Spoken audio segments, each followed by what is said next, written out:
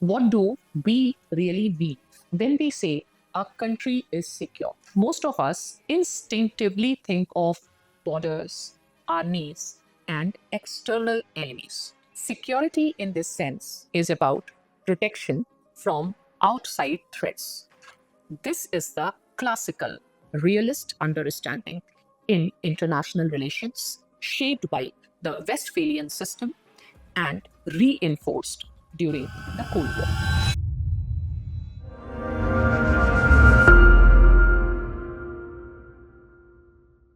But Mohammed Ayoob asks us to pause and rethink this assumption. What if, for a large part of the world, the real threats are not outside the state, but within it? In his work on security in the Third World, Ayub shows that the traditional definition of security does not travel easily to postcolonial societies. These states are relatively young.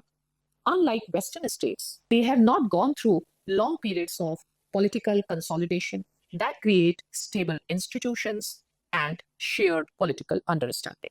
As a result, they lack what Ayub calls unconditional legitimacy.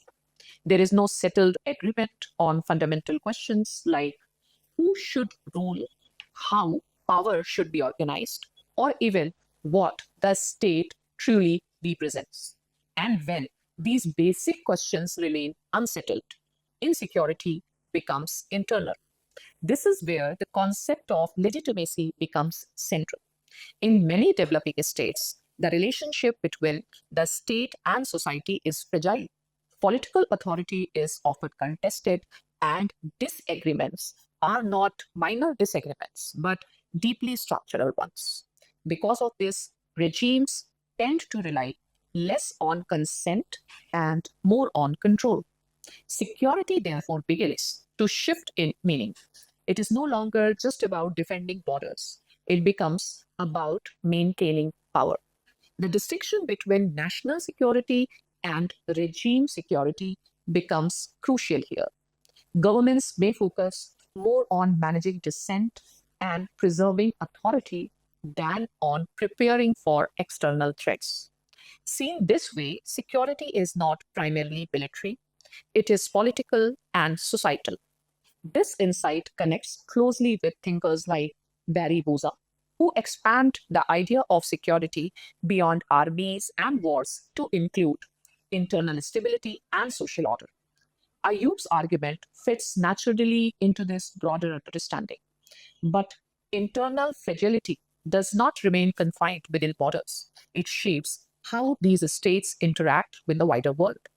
Weak political structures make them vulnerable to external influence. During the Cold War, many such states became arenas where superpowers competed indirectly.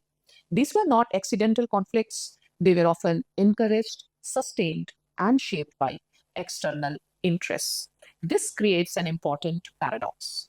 Global stability, especially among major powers, can coexist with deep instability in other regions.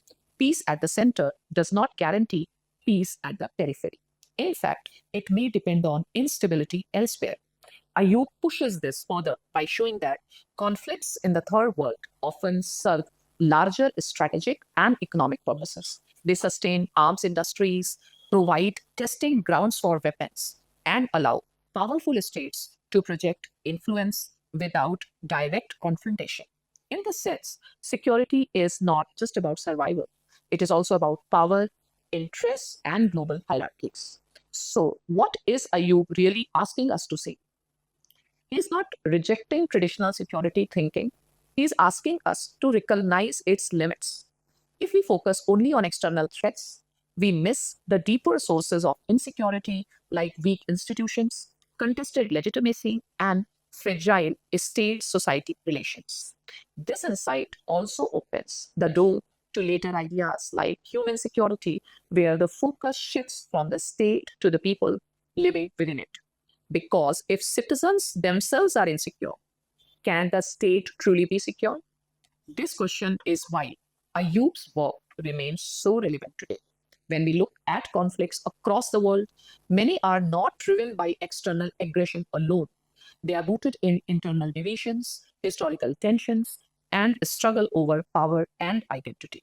So, the next time we use the word security, it helps to pause and ask security for whom, from what? Because in much of the world, security is not only about protecting the state from outside threats, it is about holding the state together from within.